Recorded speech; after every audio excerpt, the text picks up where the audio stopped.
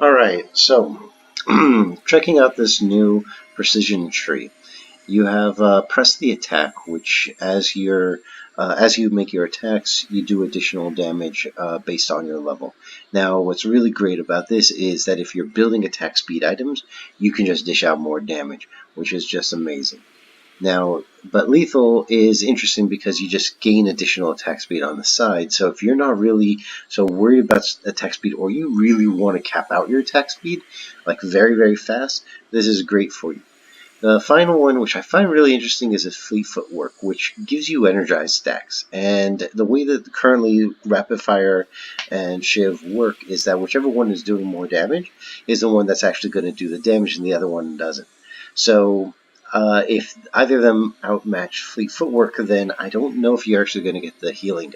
This is something we'd actually have to test in game to see, hey, how does this actually work, and which one's actually going to be proccing, and what's going to be really going on here. Now, for the next tier, you have Overheal, which basically is nice. You've got your additional healing, self-healing, gives you a shield. What's interesting to note is that it doesn't specify that this shield deteriorates over time. So it seems like you just kind of gain a permanent shield, kind of like a Malphite ability. And then any excessive healing can actually go to 300%. So if you have a Soraka as an ally, just pick this up because you could just gain such a huge shield. It actually could be really good on a Malphite and just give him a huge like an extra layer of shielding. But he really needs more health than anything else. Next up, we've got Triumph, which takedowns restore 15% of your missing health and grant additional 25 gold. This is just kind of like a nice little thing, You're in the middle of a fight, you happen to get a kill, you get some missing health, 15% of your missing health. So if you only have like 100 points of damage on you, you're only going to gain 15. But if you have like 200, 300, you're gaining a lot more health. So if you're very low on health, you could actually, it's a significant portion of your health restored. The 25 gold is just kind of like an interesting little bonus. It's kind of like, hey, pick me up kind of a thing. And takedowns, if you don't know, is champion kills, assists, or turret destruction, or assisting in turret destruction.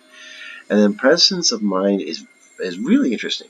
So basically for 5 seconds, which isn't long, but it's still a significant amount of time, after you either level up or you're involved in a takedown, you get basically to cast spells for free. So this is good for anybody who can just like spam all their abilities really quickly and you just want to get that extra leg up. But anybody who takes a while to cast a spell, either due to cast animation, channel times, or whatever. So like Karthus, if he happens to kill somebody and he can get his ulti off, that's a nice little freebie ulti. Or even Blitzcrank, a number of really, really good uses of this could actually come into help. But then you have all of your stuff is on cooldown, so it's kind of like an interesting thing. Like, at what point in time do you use this? And since this is specifically mana, anybody who uses energy or one of those other things, or doesn't use anything at all, this is completely pointless. So obviously, like Garen this is just not viable for him at all. Alright, next up we have what I call the legend tier. Now, this is because they all have legend whatever, so legendary basically just means that as soon as you get 10 stacks, then this is capped out, and that's what it gives you. So 3% attack speed plus 1.5 for every legend, max 10 stacks. So, and you get a legend stack for killing a minion, for just killing anything, really. So you get this like really, really quickly. Unless you're support, in which case you just kind of have to let your ADC know that you do still need to just get 10 kills. I don't. And most supports, like if your support's a complete dick, they'll deny you getting any. But if they're actually like, okay, if they understand this mechanic, then they know that oh, as a support, you need to get a few things, and just even if they can get those assists, but the sooner that they can get them, the better it's going to affect. Now in this tier, so this attack speed basically you're going to get 18% attack speed. You'll get tenacity of 20% or lifesteal of 8%. Now that's just based off of what you want. Like if you need the extra the lifesteal, which can synergize actually with like overheal, because I assume that lifesteal counts as a healing ability. So then you'll actually can give yourself a shield just by if you're at full health, just attacking a few minions, you can just get that up. The tenacity is just nice, just across the board. Everybody needs some tenacity against those crowd controls. And then this is interesting because this additional 18% attack speed. Now, if you couple it with this lethal tempo, then you could end up with, you'll end up with like 100 attack speed off of that, or you could end up moving that in with press the attack. Now that basically means it just feels to me anyway like an 18% attack speed as a legendary thing isn't really worth it. I mean, it's nice, but it really doesn't feel like it's like, oh my gosh, this is so great. Like honestly, tenacity or lifesteal just seems better to me. Um, Unless you really are trying to overstack your attack speed and you really care about getting just as much attack speed as possible, I would definitely go with like lifesteal or tenacity, because the last thing you want is somebody slowing you, and that prevents you from getting out of combat or outrunning your opponent just long enough so that then you can port back or whatever. So I find this really interesting. I'm still trying to figure out exactly why Riot found that 18% attack speed was really worth a legendary tier. All right, and then we've got now we're here to the final tier. Now, the coup de grace, basically, it's a nice end of like as you're fighting, you're doing tit for tat or whatever, and then once you can get them down to that last 40% health, you can kind of dive in and you get that extra 10% damage, which is nice. But you're lacking that extra 10% damage until that point in time, so you have to be very mindful of if your opponent is actually low on health. Now, when you're initiating a team fight, if you're not focusing whoever is getting low on health, then you kind of lose down on this. And in team fights, it's kind of nice because you do get this adaptive bonus based off of if you're attack or ability based hero, you get an additional power behind that hit. Then you get the cut down, which is kind of interesting. And I kind of like this a little bit more just because, I mean, late game, you get that flat 10%. It doesn't matter if they're low on health, high on health. You're just doing 10% more if they have 2,000 more health than you.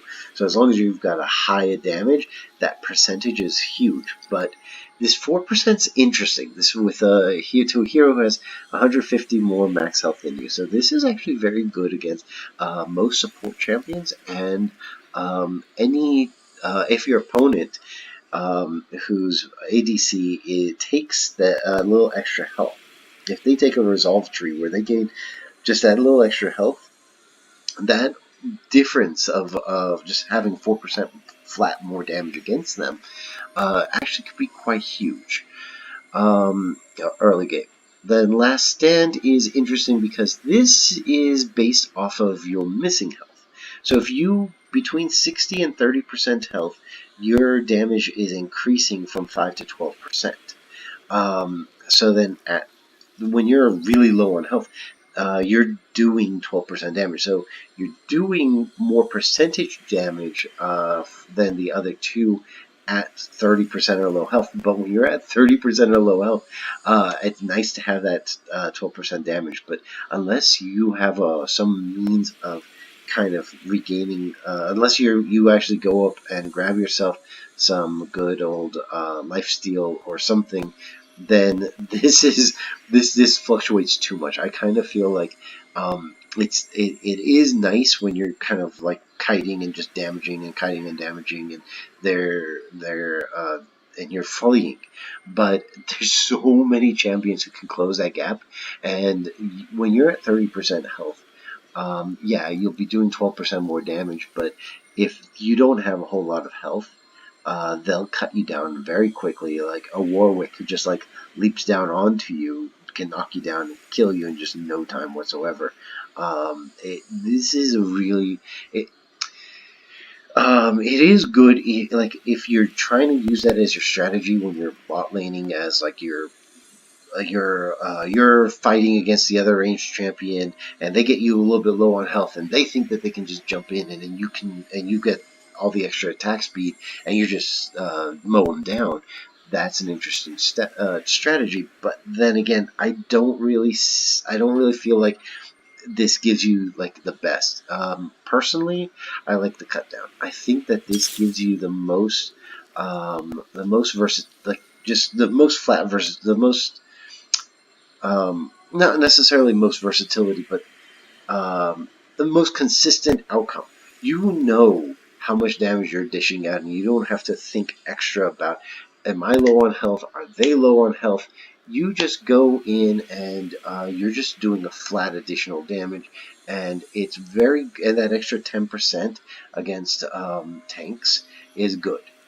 You just flat out have, like if you're going paper build, you just flat out get that extra damage in, and then if you couple it with your lifesteal, then you might be able to sustain long against a champion. Now, high health, high damage champions is a little bit more difficult to deal with. Somebody like a Volibear, I think, would still be able to cut you down, but I don't know.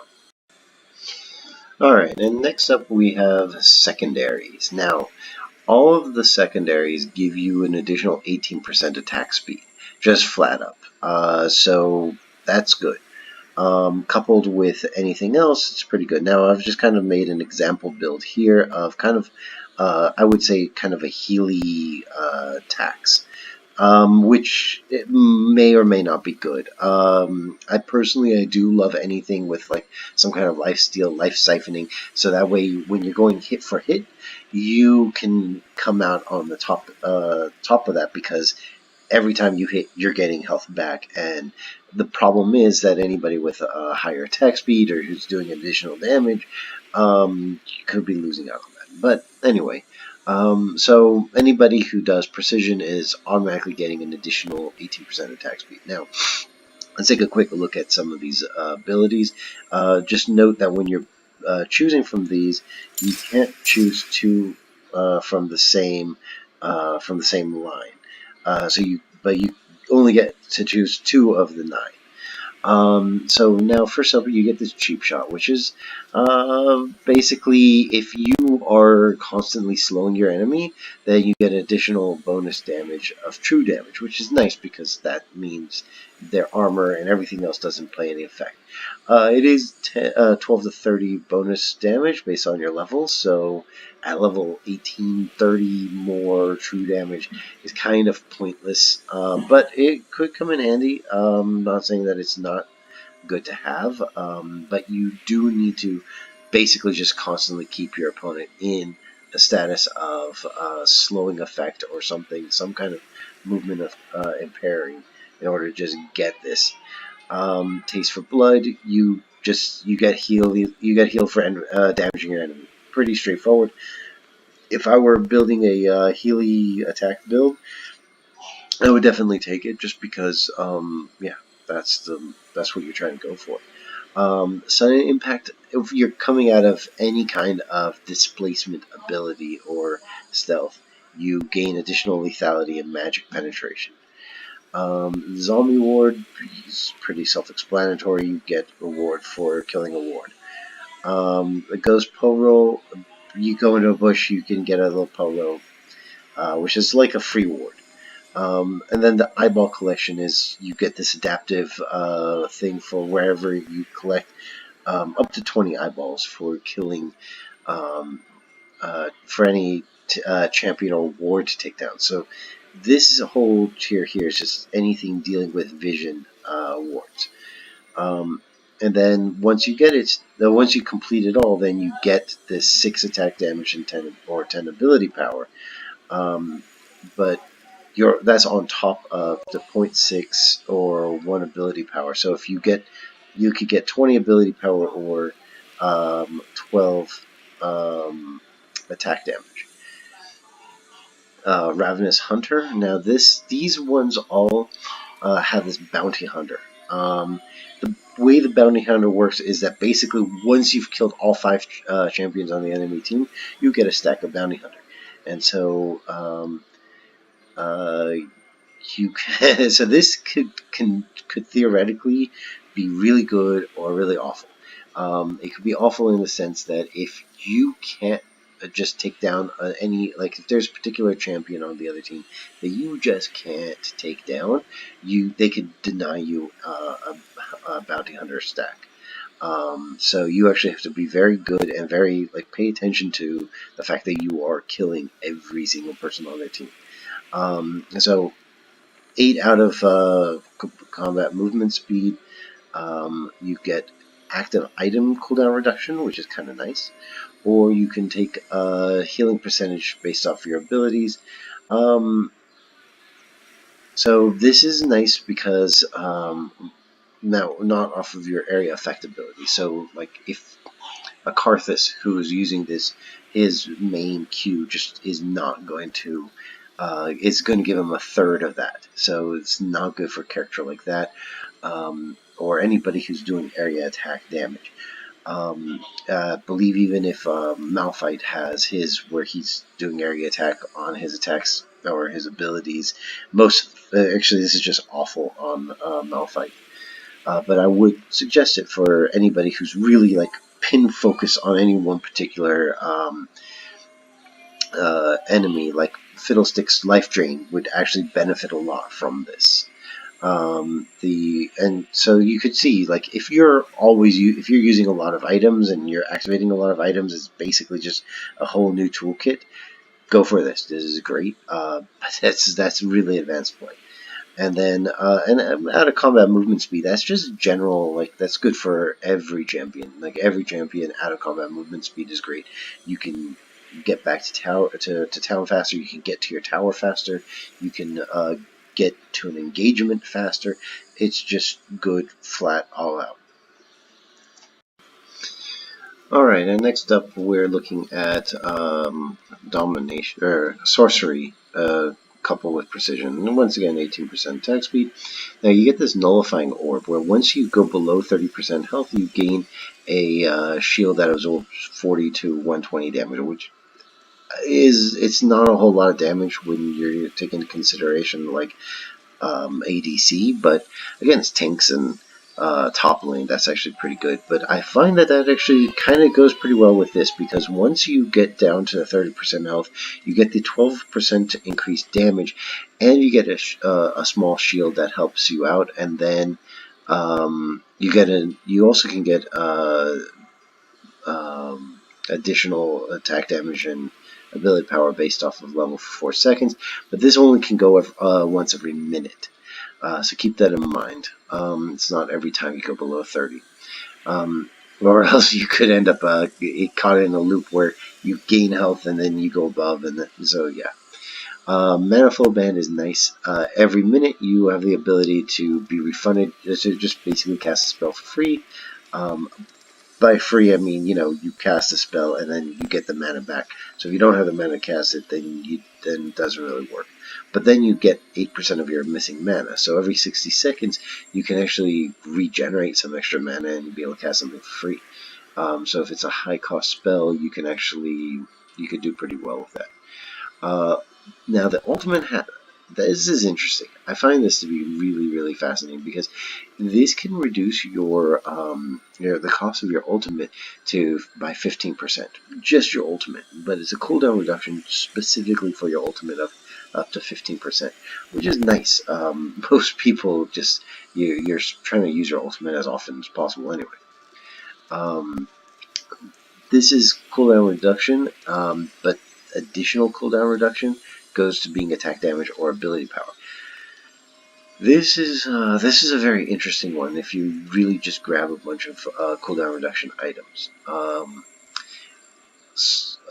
This one you gain movement speed, and your additional movement speed becomes adaptive. Now, that's really interesting for characters like Misfortune or anybody who gets a little extra movement speed, and so that's pretty nice. Who go well with this tenacity, help you kind of prevent losing this ability for very long, because anytime you get movement impairment, I believe that reduces your movement speed down to the point where you would not get this. So if you are like banking on getting a lot of movement speed in order to gain this additional, now this would be great for Hakro.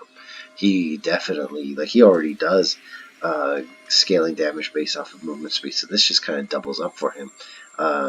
Then you have this absolute focus, which while you're above 70%, you get this adaptive bonus, which I hate. I really hate it because you are constantly going below 70%. You enter a team fight, and even in team fights, unless nobody's focusing you, you're just going to go below 70%, and usually very quickly.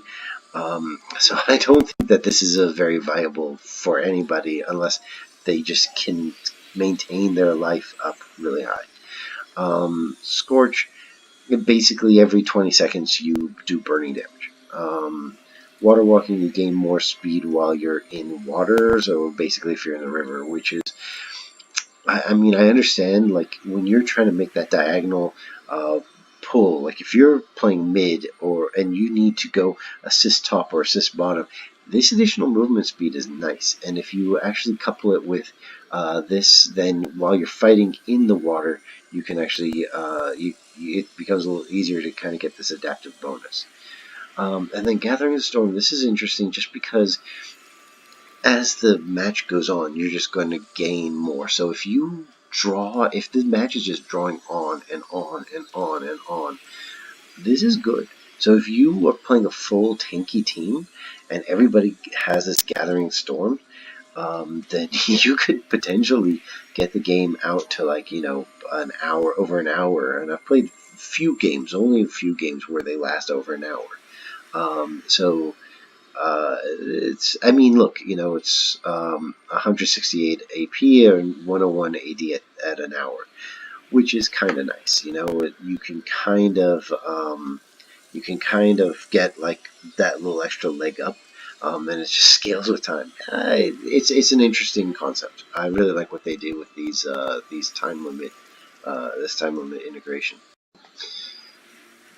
Alright, now we're checking out the Resolve tree. So Unflinching is interesting. Your summon spells basically will give you extra tenacity, slow resistance.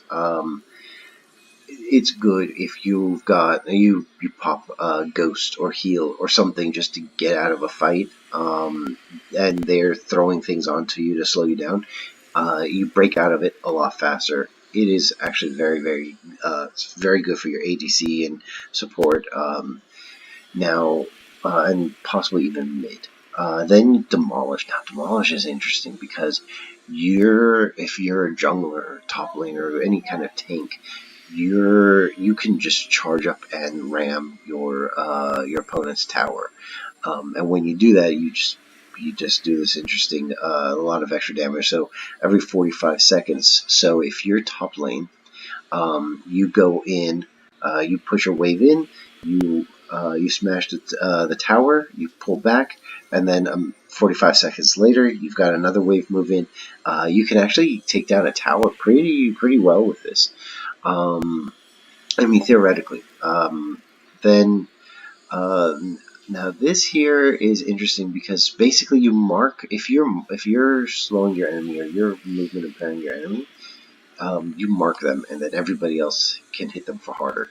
This is great support. This is really great support jungle, or I wouldn't really use it on anybody else because the early game, those are the two that are going to really benefit the most from it. Then you've got Iron Skin, which is a very interesting ability here because you get 5 armor, just flat out 5 armor, and then anytime you take a heal effect, your armor increases by 5%, but from consumables. So in late game, when you kind of sell off your consumables for your final build, you're just getting 5 armor from this. Mirror Shell, same thing, but for magic resistance. Now, this is interesting because after 10 minutes, so that means you've already been playing for a bit, you get plus 8 armor, plus 8 magic, and your resistance increases by 5%, which makes these other two only good for early game, but you can't switch them out mid-game. So I don't understand why these exist. This is by far better than the other two, and I don't understand why anybody would take anything otherwise.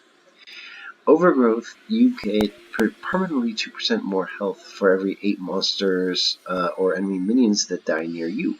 So as long as you're near any wave clear or even so for support and anybody who's doing any kind of wave clear, this is great. Then Revitalize, your heals and shields are 5% stronger and increase additional 10% on targets below 40% health. So this is really great for like a Soraka. Soraka, if you had if you're healing if you're rushing in, you get a 10% additional healing on your heals. Great. Really, any healing champion. But I find this really interesting because your shields are also stronger. So I'm curious if with Overheal, if this works, because you're going to gain additional shield. You're going to gain a shield from excessive healing. So then, does this Revitalize actually work with the Overheal? Or is this for if a shield is cast upon you or something like that? This is worth testing, and I hope somebody has a clear answer on that. Finally, we've got Second Wind, where after taking damage from an enemy champion, it heals you for 4% of your missing health, plus 6 over 10 seconds. Plus 6 seems a little, it seems minuscule. Like, I mean, if you've got 2,000 health, is 6 really that big of a thing? 4% of the 2,000 health is a nice amount of health already. So that's already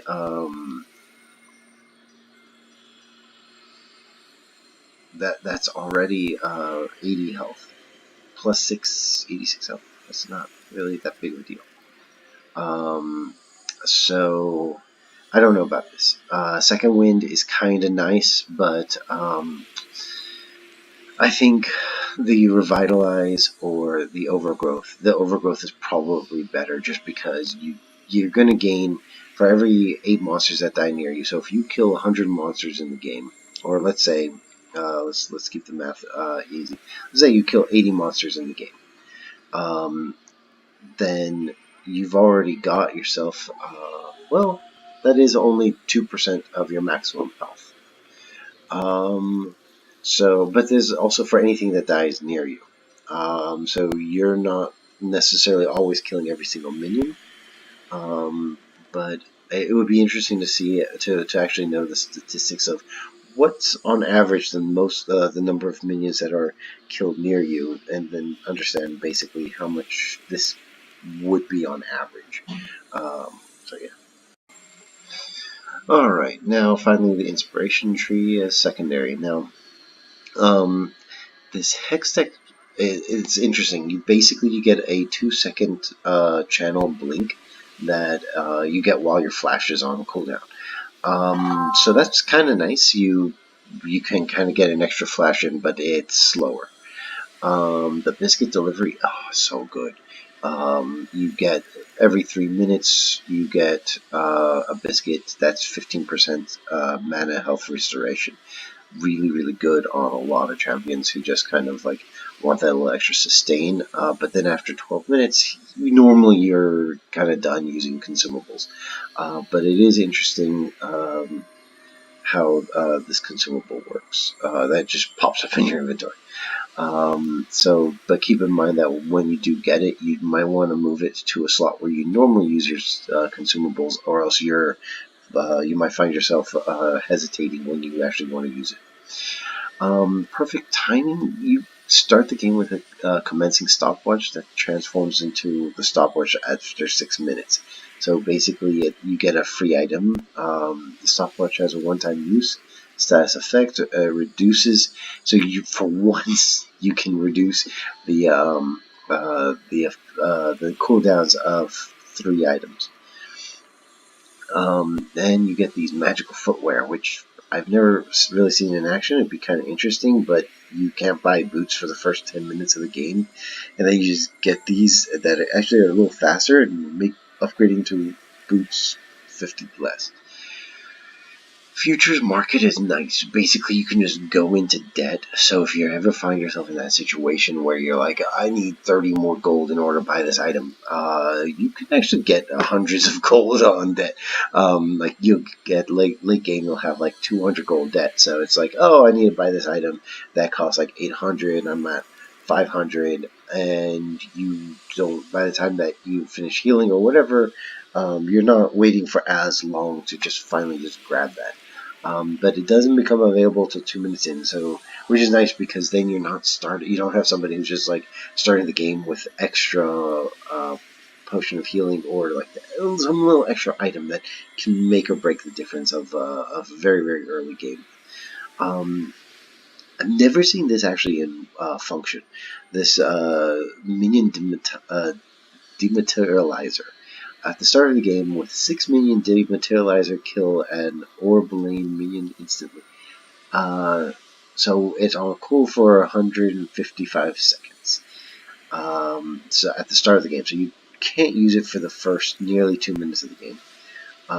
But then you can start to dematerialize minions and gain permanent bonuses against them. This is actually kind of a cool thing for off build for the for your ADC.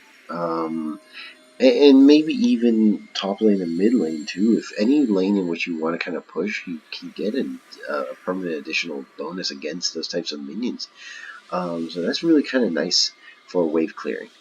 Cosmic Sight flat out cooldown reductions on your basic cooldown reduction, your maximum cooldown reduction, summoner spells, and items. It's pretty nice just all around if you just need the cooldown reduction. The 10% movement speed towards enemies that you've impaired is kind of nice. You know, if you get if you get an item that freezes your enemies, or if you just happen to be like an Ashe who just kind of can just chill your enemies out, then it's kind of nice.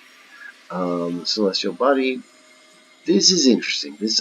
I haven't really seen trade-off abilities like this as much. Like you see a little bit, but this is interesting because you get an extra 100 health, but you're doing 10% less damage.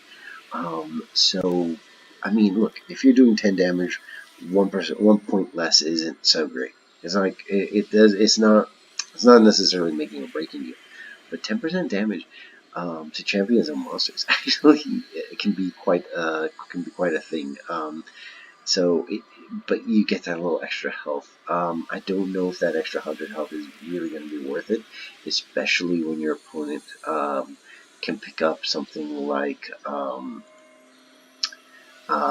to like cut down right away. If you and your opponent both start at the same health, uh, that's already a difference of they just need 50 points more health than you for you to get extra 4% damage on them. So I don't know. It's kind of interesting.